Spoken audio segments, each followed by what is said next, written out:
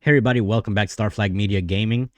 We've been talking about the Steam Machine the last week or so. To me, it's still the most interesting topic that's been going on in gaming, because a lot of gamers out there had this hope that Valve's next machine is going to be taking over the living room and replacing our consoles.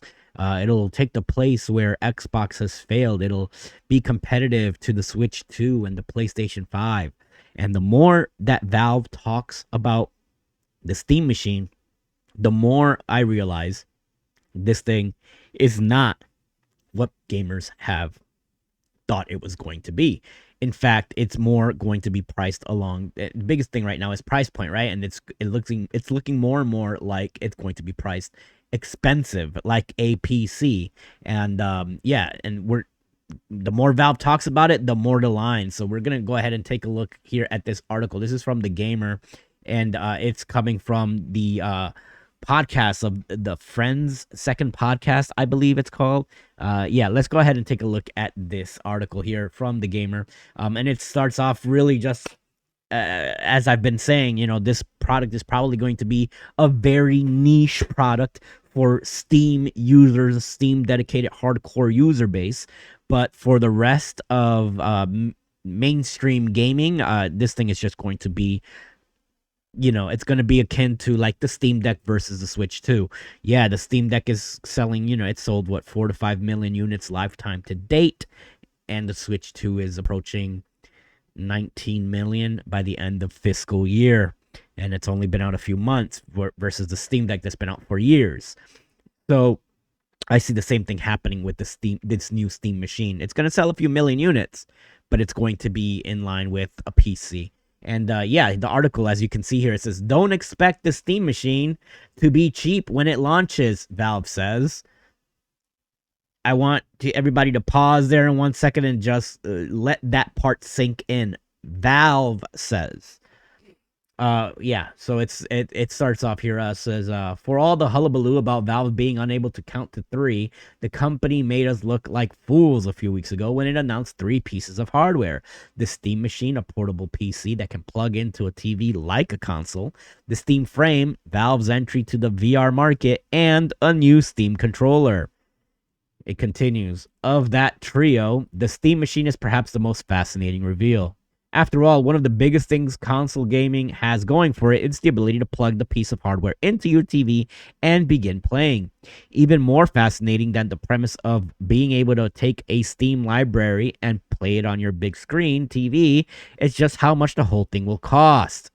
PCs, at least good ones, aren't cheap. And the Steam Machine, apparently 70% more powerful than anything current Steam users are currently using." And here it is, the big reveal. In a new episode of the Friends Per Second podcast with Jake Baldino and Skill Up, Valve's Lawrence Yang and Pierre-Loup Graffet were asked directly about pricing strategy behind Valve's shiny new piece of tech, to which Graffet offered some insight and on what to expect. "I think if you build a PC from parts and get to basically the same level of performance, that's the general price window we aim to be at," he said. "Ideally, we'd be pretty competitive with that and have pretty good deals, but we're working on refining that as we speak.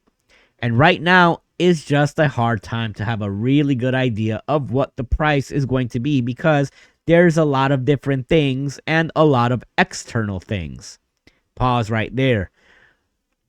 Research and development, engineering costs, all of that has to be recouped when they start selling this thing. So what he's saying here is it's going to be close to if you build this thing with regular PC parts on your own. Now, if you start looking at new prices, I did a video where I showed off you can pretty much build the Steam Machine for around $649 or so if you used if you got yourself a used GPU, a 7600 XT, right? Which is close to what the Steam Machine is going to be using. And that's with a used GPU. It gets you at 650. So right there, you're already looking at a PC that costs the same as a PlayStation 5 that is weaker than a PlayStation 5. If you are an Nvidia people out there, if you want to know what the RTX version of that is, closer to like a 3060. So go look up the new price of a 7600 and a new price of a 3060 with all the component parts that I went with the least expensive component parts that I could find, and I got to around 650. If you were to get a brand new out of the box GPU, even if it is a 7600 or a 3060, you're not going to be spending any less than $800. And that's where Valve is saying themselves right there, if you build a PC from parts and get to basically the same level of performance, basically, that's the general price window we aim to be at. So it's going to be $800, guys. This is not going to be any cheaper than that. So the 512 gigabyte version of this thing, if Valve decides that they're going to take a loss on it, they can maybe push $100 off the price, and you're still paying $700 for it. In other words, it doesn't sound like Valve will be taking a loss on the hardware, similar to what Sony is doing with its new Japan-only PlayStation 5, or what console manufacturers have historically undertaken in order to get people in the door. No, it's more in line with what you might expect from current PC markets, Grafface said when asked if Valve would potentially take a loss on the machine. The answer is no, we're not going to take a loss, so say goodbye to that $700 price point that I just said. Those words echo what Linus Tech Tips shared on a separate video about Steam Machine being more expensive than we've come to expect from consoles. Only these words come officially from Valve themselves now. All is this is to say, prepare your wallets. Well, boys, I hate to say I told you so, but when you pair an $800 price point minimum, because this is, in my opinion, for the 512 gigabyte unit, you're not going to see this thing for cheaper than $700, which already places it at a PS5 Pro or Xbox Series X level of spending.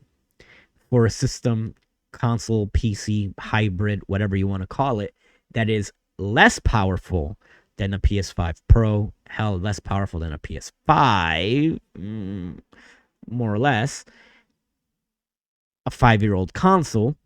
And if this is going to try to sway console gamers away from the console market onto a PC level, this isn't it.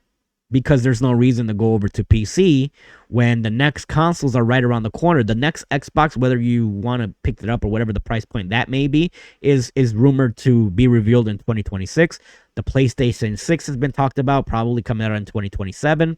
And the Switch 2 is already doing gangbuster numbers. And if you're going to pick up a console that's going to be less powerful than a PlayStation 5, you might as well pick up a Switch 2 that costs $450 with Mario Kart world, you know what I'm saying, World Tour, and you could potentially do a lot of 4K 60 on those types of games with upscaling, which, by the way, is what Valve is promising with this console PC hybrid. They're promising 4K 60 with upscaling, which is okay, that's fine, but you got to price it accordingly. And now if you're pushing last generation, or at this point is closer to last generation technology, that a Switch 2, which is a tablet like device that can push those numbers, but the Switch 2 is doing it at half the price, the question becomes, who is this product for? Well, it's for somebody who has cash to throw away on a secondary PC that they want to, for some reason, use on their big screen TV, even though they may already have a PlayStation 5 or an Xbox that pushes better visuals.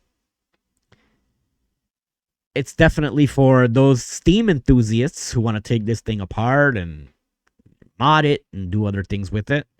Definitely for those Steam Deck users, perhaps.